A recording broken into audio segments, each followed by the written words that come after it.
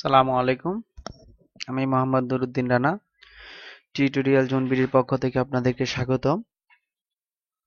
আমি আজকে এই যে টিউটোরিয়ালটি তৈরি করব তা হচ্ছে কিভাবে ফটোশপের নতুন ডকুমেন্টস ক্রিয়েট করবেন, তার ব্যাকগ্রাউন্ড পরিবর্তন করবেন, কিভাবে একাধিক ফরম্যাটে ডকুমেন্টটা সেভ করবেন তা আমি এই পর্বে দেখাবো। আমি গত পর্বে আমার টিউটোরিয়ালে যে জিনিসটি দেখিয়েছি তা হচ্ছে ফটোশপ লেআউট সম্পর্কে আমি বেসিক ধারণা দিয়েছি এবং লেআউটের যে ইন্টারফেস গুলো আছে ওই ইন্টারফেস সম্পর্কে আমি আলোচনা করছি। চলো আমরা আজকে দেখি কিভাবে অ্যাডোবি ফটোশপের নতুন একটি ডকুমেন্ট ক্রিয়েট করা যায়। প্রথমে আমাকে যে জিনিসটি করতে হবে তা হচ্ছে আমি ফটোশপটি প্রথমে আমার ওপেন করে নিতে হবে।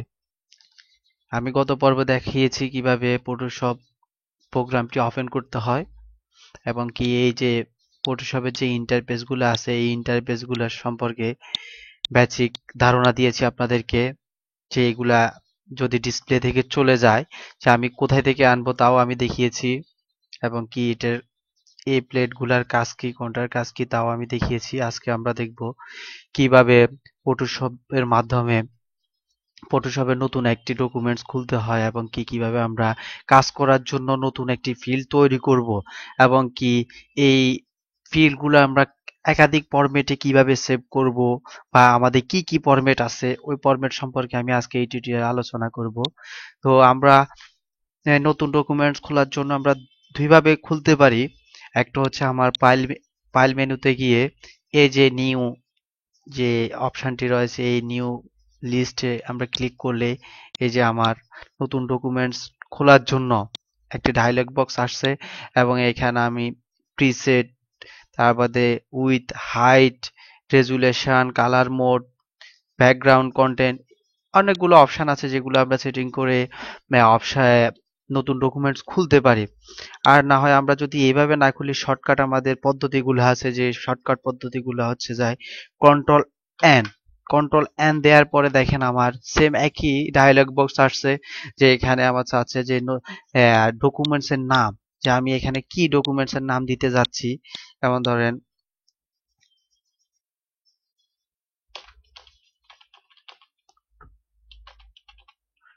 সব টিউ,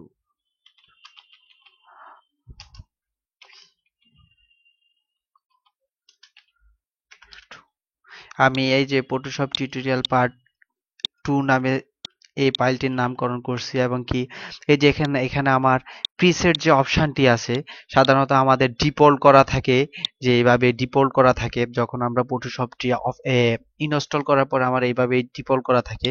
তো আমরা এখানে দেখেন আমার একাধিক ডকুমেন্ট সাইজ রয়েছে, যেমন letter size, legal size, tabloid size, তার বাদে 2x3, 4x6 ইত্যাদি দেওয়া একাধিক সাইজ রয়েছে, যেমন 640x480, 800x600, এই যে সাইজগুলো রয়েছে যেমন A4 সাইজ, A3, তার বাদে B5, B4, ইত্যাদি আরো অনেক ধরনের অপশন আমরা এখানে দেখতে পাচ্ছি। ঠিক আছে, যদি আমাদের প্রয়োজনে আমরা যখন যে প্রয়োজন যেটা করার প্রয়োজন আমি ওইখান থেকে সাইজগুলো নির্ধারণ করে দিতে পারি, যে আমার যদি প্রয়োজন হয় লেটার সাইজ আমি লেটার সাইজ নির্ধারণ করে, যদি প্রয়োজন হয় আমার লিগ্যাল সাইজ আমি নির্ধারণ করে দিব। তো বেসিক্যালি আমাদের যে কাজটি করতে হয় যে আমার এই যে সাইজগুলো এই সাইজগুলো খুবই কম ইউজ করা হয়, বা আমরা বেসিক্যালি আমাদের যেটা সব সময় ইউজ করি আমরা কাস্টম কাস্টম ভাবে ইউজ করি, যে আমার মনের মতো করে, যে আমি চাচ্ছি যে 10x10, 12x12 বা 10x8, 10x5। ঠিক আছে, এভাবে আমরা এভাবে আমরা ইউজ করতে পারি। এখন দেখেন আমি এখানে ডিফল্ট হিসাবে না রেখে ফটোশপ যাই ডিফল্ট না রেখে আমি কাস্টম করে দিচ্ছি। আমরা জানি কাস্টম হতো নিজের মতো করে আমরা তৈরি করতে পারি। এখন দেখেন এখানে আমার উইডটা বলতে আমরা যে জিনিসটা বুঝি তা হচ্ছে আমার এই যে আড়াআড়িতে যে জিনিসটি থাকে ওইটা হচ্ছে যে আমার উইড, মানে হরিজেন্টাল, এবং কি হরিজেন্টাল যে সাইজটা হচ্ছে যে আমার উইড। এখানে আমার উইডটা আমি যা মন চায় আমি তা দিতে পারবো যেহেতু আমার কাস্টম করা আছে। এখন দেখেন পাশে আমার যে ইঞ্চি অপশনটি রয়েছে, এখানে একাধিক স্কেলের মাপ রয়েছে, যেমন পিক্সেল রয়েছে, ইঞ্চি রয়েছে, সেন্টিমিটার রয়েছে, মিলিমিটার রয়েছে, পয়েন্ট রয়েছে, পিকেজ রয়েছে। এগুলো আমার এ, যদি আমি চাচ্ছি যে ইঞ্চিতে করতে আমি ইঞ্চি সিলেক্ট করে, যদি চাচ্ছি আমি পিক্সেলে করতে আমি পিক্সেল সিলেক্ট করে দেব, যদি আমি চাচ্ছি সেন্টিমিটারে করব তখন আমি সেন্টিমিটার সিলেক্ট করে দিতে পারি। তো আমরা সাধারণত ইঞ্চিতে করে দেখি যে আমাদের কি হয়। এখন আমি ইঞ্চি করে দিলাম। এখন দেখ হাইট, যে আমার নিচে যে অপশনটি রয়েছে এটি হচ্ছে যায় হাইট অপশন। হাইট বলতে আমরা বুঝি যে ভার্টিক্যালি যে জিনিসটি থাকে বা লম্বা লম্বিতে যে জিনিসটি থাকে তা হচ্ছে যে আমার হাইট।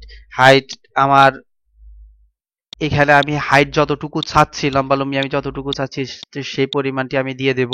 এখানেও সেম আমার স্কেল গুলো আছে যে আমি ইঞ্চিতে চাচ্ছি না পিক্সেলে চাচ্ছি। একটা কথা মনে রাখবেন, যদি আমার উপরে ইঞ্চি থাকে নিচে অবশ্যই অবশ্যই আপনি ইঞ্চি দিয়ে নেবেন।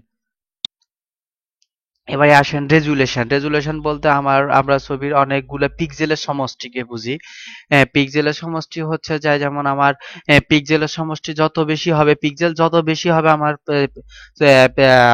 ফটোর রেজুলেশন তত ভালো হবে, এমনকি ফটো তত বাস্তবতা বুঝাবে। যে আমার পিক্সেল যদি খারাপ হয়, কম হয়, তাহলে আমার পিকচারটা পেটে যাবে। এর জন্য আমরা সবসময় ফটোশপে কাজ করতে আমরা রেজুলেশন 300 করে নেব। এটা হচ্ছে যাই মানে অ্যাকচুয়াল একটা সাইজ, যেটা আমরা 300 করে নেব। 300 করে নিলে তখন দেখা যাবে যে আমার ছবিগুলো আর পারবে না।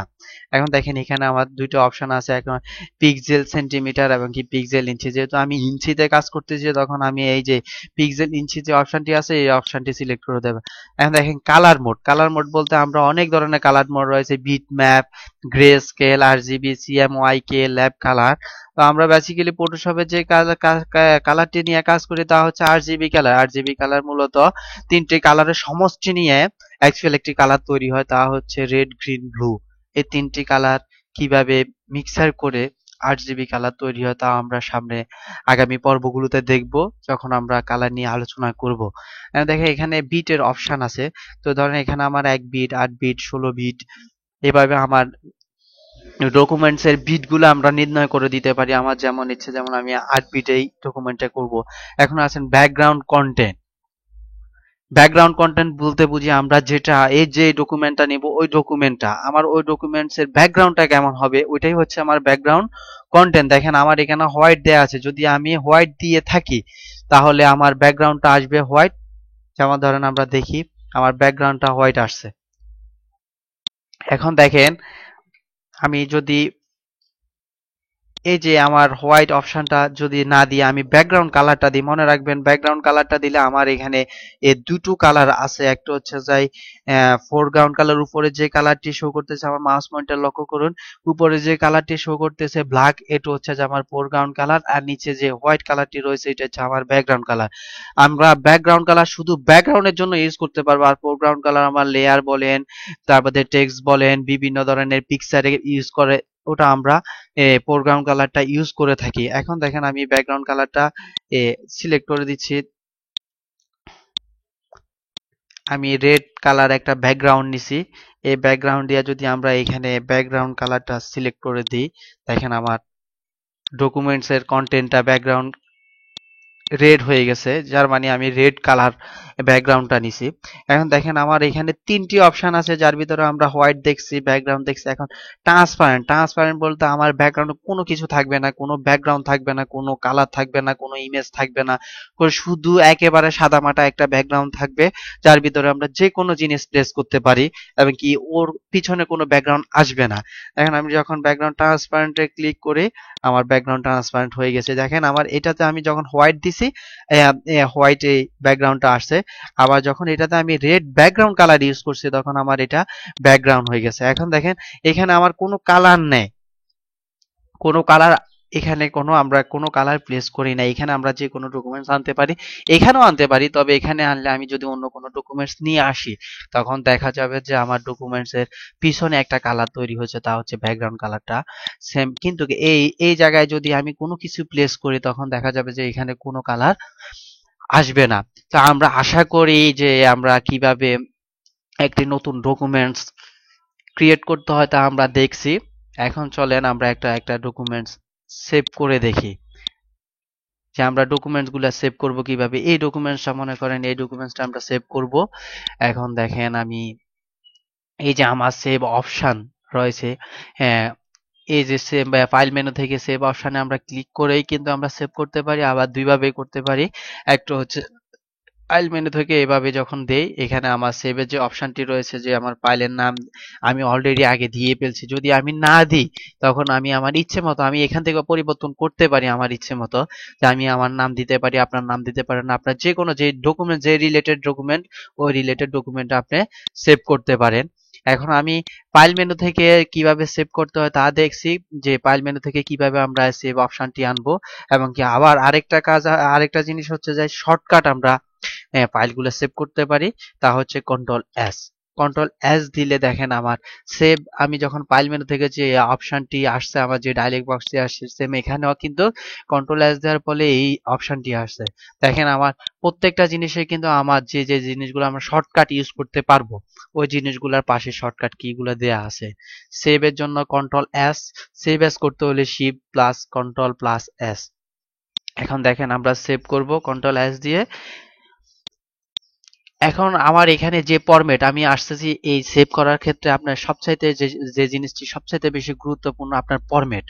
আপনার ফরম্যাট, আপনি কি ফরম্যাটে আপনার পিকচারটা চাচ্ছেন, যে আপনি জেপিজি চাচ্ছেন নাকি পিএনজি চাচ্ছেন নাকি জিপ চাচ্ছেন না বিটম্যাপ চাচ্ছেন নাকি পিএসডি তে রাখতে চাচ্ছেন। এখন দেখেন আমার এখানে জেপিজি ফরম্যাটটি সিলেক্ট করা ছিল, এখন আমি পিএসডি। পিএসডি বলতে যে আমরা যে পিএসডি যে মিনিংটি হচ্ছে, ওটা হচ্ছে যে ফটোশপ ডকুমেন্টস। এই ডকুমেন্টস এর মাধ্যমে যদি আপনি কোনো পিকচার ক্রিয়েট করে থাকেন, তখন আপনি এ সরাসরি ফটোশপে ওপেন করতে পারবেন, এটা কোনোভাবে অন্য কোনো জায়গায় ওপেন হবে না। আপনার যখন এটা ওপেন করতে চাবেন, তখনই সরাসরি, যদি আপনার ফটোশপটি ইনস্টল করা থাকে, সরাসরি আপনার ফটোশপ ভিতরে আপনার ওপেন হবে, এবং কি যত কাজ করছেন সবগুলা কাজ আপনি মডিফাই করতে পারবেন যে কোনো মুহূর্তে। যদি একাধিক টেক্সট ইউজ করেন, একাধিক ব্যাকগ্রাউন্ড ইউজ করেন, একাধিক লেয়ার ইউজ করেন, প্রত্যেকটা লেয়ার কিন্তু আলাদা আলাদা ভাবে পরিবর্তন করতে পারবেন আপনি। যেমন ধরেন আমি এখানে সেভ করতেছি, পিএসডি তে একটা ফাইল সেভ করতেছি। এখন সেভ করার ক্ষেত্রে আমরা অনেকেই জানি, অনেকে আমাদের যদি বেসিক ধারণা থাকে কম্পিউটার সম্পর্কে, তাহলে আমরা করতে পারবো। কিন্তু আমরা যদি বেসিক ধারণা না থাকে, তবে একটি কথা বলে রাখি, আমরা এই ডকুমেন্টস যে কোনো জায়গায় আমরা সেভ করতে পারবো। যে কোনো জায়গায় আমরা এই ডকুমেন্টসটি সেভ করতে পারবো। যেমন আমি এখন ডেস্কটপ সিলেক্ট করে দিছি। ডেস্কটপ বলতে আমরা যেটা এ, আমার সরাসরি যে ডেস্কটপ বুঝায়, যে আমার এই জিনিসটি হচ্ছে আমার ডেস্কটপ, ডেস্কটপের যে জিনিসগুলো থাকে এই জিনিসটি হচ্ছে আমার ডেস্কটপ। এখন আপনি চাইলে যে কোনো জায়গায় আপনি কোনো ড্রাইভের ভিতরে সেভ করতে পারেন, আপনি ফোল্ডার করে, আলাদা ফোল্ডার করে। আমি ডেস্কটপে একটি ফোল্ডার করতেছি, যে ফোল্ডারের নাম দিচ্ছি ফটো, সরি,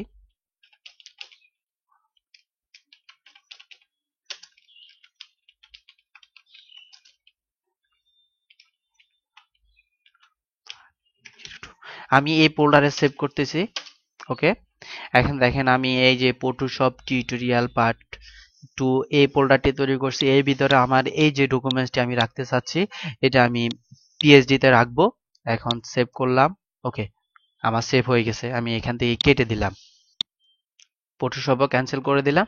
এখন দেখেন এখানে আমার ফটোশপ ডকুমেন্টস নামে একটি ফাইল ক্রিয়েট হয়েছে, যে পিএইচডি লেখা। যদি আমি এটা ওপেন করি,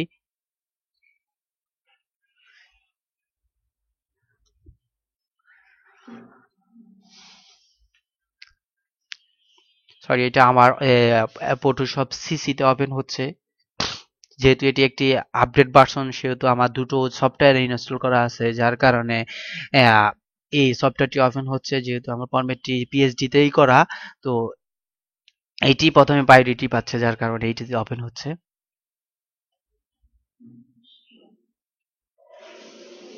আমি এইটাতে কাজ করব না,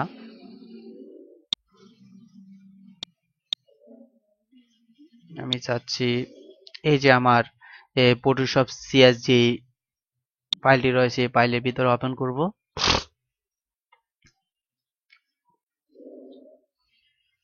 দেখেন সরাসরি কিন্তু আমার ফটোশপের ভিতরে ওপেন হয়ে গেছে। এখন আমি এখানে কোনো কিছু লিখলাম, এক্সাম্পল ধরেন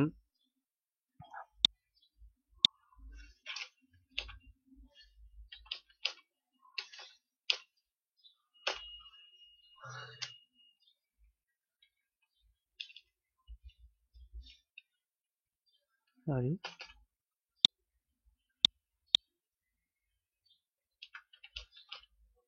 আসে ছবি টিউটোরিয়াল পি।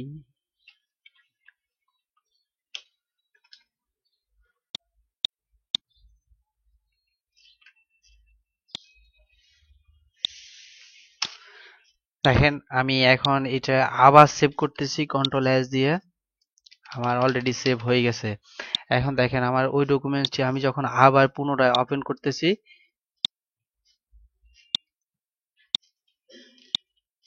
এখন দেখেন আমার টাইটেলটি কিন্তু চলে আসছে, সেই লেখাগুলা চলে আসছে, এবং কি আমি লেখা যে কোনো জায়গায় নিতে পারতেছি। লেখা আমি যে কোনো ভাবে পরিবর্তন করতে পারতেছি।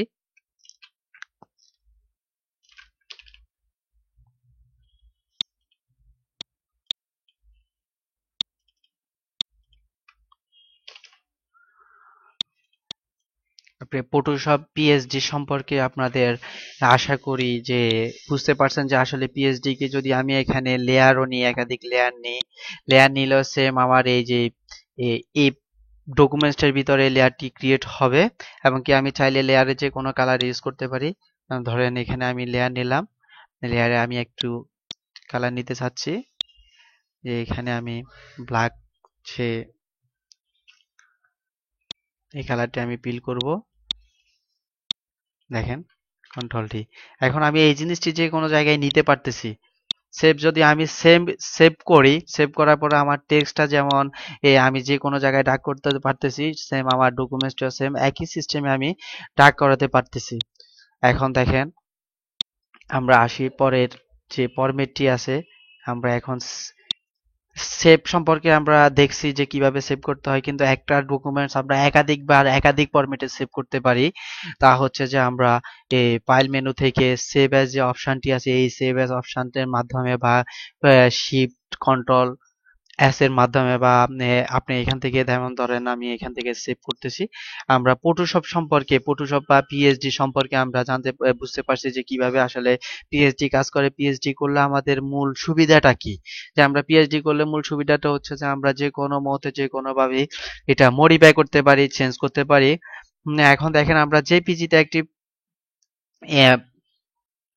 জেপিজি ফরম্যাটে একটি ফাইল ক্রিয়েট করে, দেখেন আমার এখানে জেপিজি আসছে, আমি এই জেপিজিতে একটা ফাইল ক্রিয়েট করব।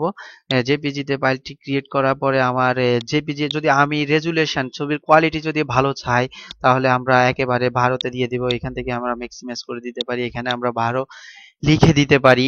বা এখান থেকে আমরা যখন টানতেছি দেখেন আমার লো, মিডিয়াম, হাই, ম্যাক্সিমাম, আমরা যেহেতু রেজুলেশন ভালো চাচ্ছি সেহেতু আমরা ওকে দেব। দেখেন আমার অলরেডি এখানে একটি জেপিজি ফরম্যাটের একটি পিকচার ক্রিয়েট হয়ে গেছে। এখন আমি যখন এটা ওপেন করি, এটা এই যে উইন্ডো ফটো ভিউয়ার ওপেন হচ্ছে। আমি যখন আবার এটিকে নিয়ে আবার ফটোশপে ওপেন করে, দেখেন এটাতে আমি কোনো কিছু পরিবর্তন করতে পারতেছি না। আমাকে এখানে মেসেজ শো করতেছে যখন আমি পরিবর্তন করতে যাচ্ছি যে could not complete your request because the layer is লকেড। যেহেতু আমার লকেট করা, মানে এই লেয়ারটা লকেট করা, সেহেতু আমি এটা চেঞ্জ করতে পারবো না। যদি আমাকে চেঞ্জ করতে হয়, যে আমি কেটে কেটে একটি একটি করে সেভ করে চেঞ্জ করতে পারবো। তো আমরা জেপিজি সম্পর্কে বুঝতে পারছি। এখন দেখি যে পিএনজি, আসলে পিএনজি জিপ ফরম্যাটটা কি।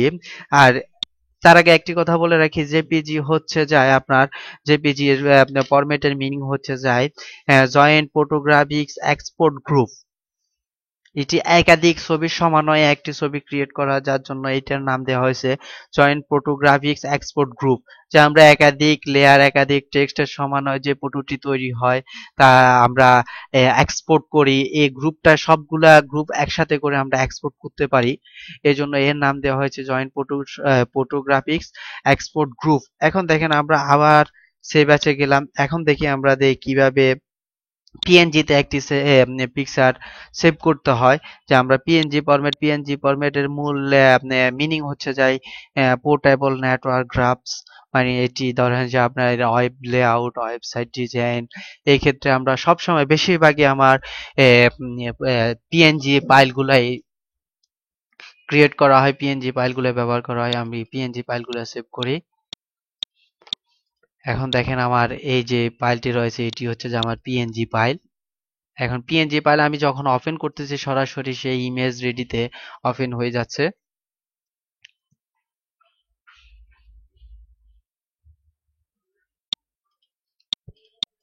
পিএনজি জিনিসের আরেকটি সুবিধা হচ্ছে যে আমরা যখন পিএনজিতে কোনো ডকুমেন্টস সেভ করি, কোনো ডকুমেন্টস ক্রিয়েট করি, দেখেন আমি যখন এখানে আমার এই ডকুমেন্টসটি আমি নিছি, এখানে আমার একটা ব্যাকগ্রাউন্ড ক্রিয়েট হয়েছে যে আমার রেড কালার একটি ব্যাকগ্রাউন্ড আছে। তো আমি চাচ্ছি যে আমার এখানে কোনো ব্যাকগ্রাউন্ড থাকবে না, যে আমার শুধু এই ব্ল্যাক জিনিস আর ফটোশপ টিউটোরিয়াল পার্ট 2 যে লেখাটি আছে শুধু ওই লেখাটি আমার ওই লেখাটি আমি শুধু সেভ করতে চাচ্ছি, আমার কোনো ব্যাকগ্রাউন্ড সেভ করতে চাচ্ছি না। যেহেতু দেখেন আমি যখন ব্যাকগ্রাউন্ডটা ফেলে দিছি, তো এইখানে একটি জিনিস সুবিধা হচ্ছে যে আমার যখন আমি ব্যাকগ্রাউন্ড ফেলে দিচ্ছি, আমার পিএনজিতে যখন আমি কোনো কিছু সেভ করি তখন আমার এই যে ব্যাকগ্রাউন্ডে কোনো কিছু থাকবে না।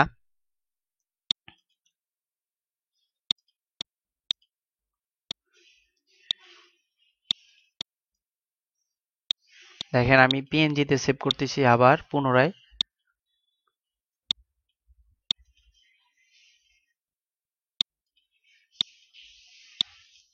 ওকে, দেখেন আমার এখানে কোনো, সরি,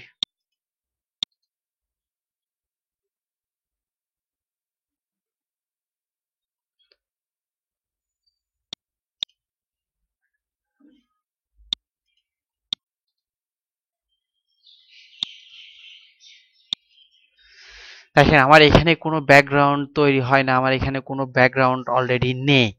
আমি যখন এই যে আমার যে ব্যাকগ্রাউন্ড, আমি চাচ্ছি যে ব্যাকগ্রাউন্ড ছাড়া, যার কারণে আমি পিএনজিতে এই ব্যাকগ্রাউন্ডটা ট্রান্সপারেন্ট করে আমি পিএনজিতে সেভ করে নিয়েছি। যদি আমি এটা দিয়ে আবার পুনরায় যদি জেপিজিতে সেভ করে, দেখা যাবে যে আমার এখানে অটোমেটিক একটি ব্যাকগ্রাউন্ড ক্রিয়েট হবে, যা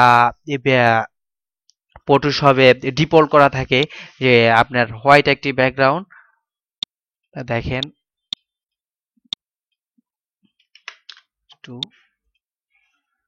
ওকে, দেখেন আমি যখন এই যে আমার এটা হচ্ছে পিএনজি একটি ডকুমেন্টস, এটার কোনো ব্যাকগ্রাউন্ড নেই, সরাসরি আমি দেখতেছি এখানে কোনো ব্যাকগ্রাউন্ডে, যখন আমি এ, পরেরটা যাচ্ছি তখন এখানে একটি ব্যাকগ্রাউন্ড তৈরি হচ্ছে। দেখেন আমি যখন এটাকে ফটোশপে ওপেন করি, ওপেন করার পরে দেখছেন আমার এখানে একটি ব্যাকগ্রাউন্ড, অলরেডি একটি ব্যাকগ্রাউন্ড ক্রিয়েট হয়ে গেছে। যার কারণে আমরা যখন আবার পিএনজি ফাইলটি ওপেন করি, আমি পিএনজি ফাইলটি ওপেন করতেছি, দেখেন আমার এখানে কোনো ব্যাকগ্রাউন্ড নেই। আমি ইচ্ছে করলে যে কোনো জায়গায় এই জিনিসটিকে মুভ করাতে পারি, কিন্তু আমার এই জিনিসটি আমি যে কোনো জায়গায় মুভ করাতে পারতেছি না। তো আমরা বুঝতে পারতেছি যে আসলে পিএনজি তে কোনো ডকুমেন্ট সেভ করার মূল উদ্দেশ্য কি, বা কিভাবে আপনার প্রয়োজন হতে পারে শুধু আপনি লেখাটা শুধু আপনি প্রিন্ট করবেন বা লেখাটাই আপনার থাকবে, কোনো ব্যাকগ্রাউন্ড থাকবে না, তখন আপনারা পিএনজি তে ডকুমেন্টটা সেভ করে নেবেন। আর যদি মনে করেন না আপনার পিছনে একটা ব্যাকগ্রাউন্ড থাকবে, যে আপনি ব্যাকগ্রাউন্ড দিতে চাচ্ছেন, তখন আপনি ব্যাকগ্রাউন্ড নিয়ে জেপিজি তে ফরম্যাটে সেভ করবেন, এবং কি আপনি চাইলে পিএনজি তেও করতে পারেন। তবে পিএনজি তে করলে আপনার যে জিনিসটি হয় যে আপনার ব্যাকগ্রাউন্ড থাকবে, ব্যাকগ্রাউন্ড ক্রিয়েট হয়ে যাবে অটোমেটিক। যদি আপনি নাও চান তাও কিন্তু আপনার ব্যাকগ্রাউন্ড ক্রিয়েট হয়ে যাবে। তো আশা করি যে আমরা এখন কিভাবে একটি নতুন ডকুমেন্টস ক্রিয়েট করা যায়, ডকুমেন্টস এর সাইজ কিভাবে পরিবর্তন করা যায়, কালার কিভাবে পরিবর্তন করা যায়, এবং কি ডকুমেন্টস ফরম্যাট গুলা কিভাবে চেঞ্জ করা যায়, বা কোন ফরম্যাটের কি কাজ, বা কি কোন ফরম্যাট করলে আমরা কিভাবে সুবিধা মতো কাজ করতে পারবো, এ সম্পর্কে আশা করি আপনাদের বেসিক ধারণা হয়ে গেছে। যদি আমার টিউটোরিয়ালটি আসলে যদি আপনাদের ভালো লাগে, তাহলে অবশ্যই অবশ্যই আমার ইউটিউব চ্যানেলটি সাবস্ক্রাইব করবেন, এবং কি যদি আপনাদের কোনো কিছু জানার থাকে তাহলে আমাকে কমেন্টস করে জানাতে পারেন। না হয় আপনারা আমার ইমেলও করতে পারেন, যে আমি ইমেল অ্যাড্রেস দিয়ে দিব, যে আপনারা আমাকে সরাসরি ইমেলও করতে পারেন কোনো কিছু যদি জানার ইচ্ছে থাকে। আর না হয় আপনারা আমার ফেসবুক পেজে কমেন্টস করতে পারেন সরাসরি, যে আমি ওইখানে প্রায় 60% অ্যাক্টিভ থাকি। তো আমার পূর্বে যে টিউটোরিয়ালটি আছে, আশা করি আপনারা সবাই পূর্বে টিউটোরিয়ালটি দেখছেন। যদি পূর্বে টিউটোরিয়ালটি না দেখেন তাহলে আশা করি দেখে নেবেন, কারণ আমরা ফটোশপে ইন্টারফেস সম্পর্কে বিস্তারিত আলোচনা করছি যে আগে যে টিউটোরিয়ালটি আছে।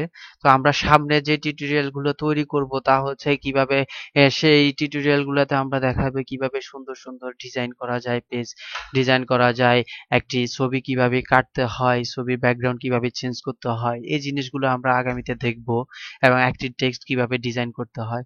তো আশা করি আমার টিউটোরিয়ালগুলো স্টেপ বাই স্টেপ আপনারা দেখবেন। যদি কোনো ভুল ত্রুটি হয়ে থাকে আশা করি ক্ষমা সুন্দর দৃষ্টিতে দেখবেন। এই বলে আমার টিউটোরিয়াল আমি এখানে শেষ করছি। আসসালামু আলাইকুম রহমতুল্লাহি ওয়া বারাকাতুহু।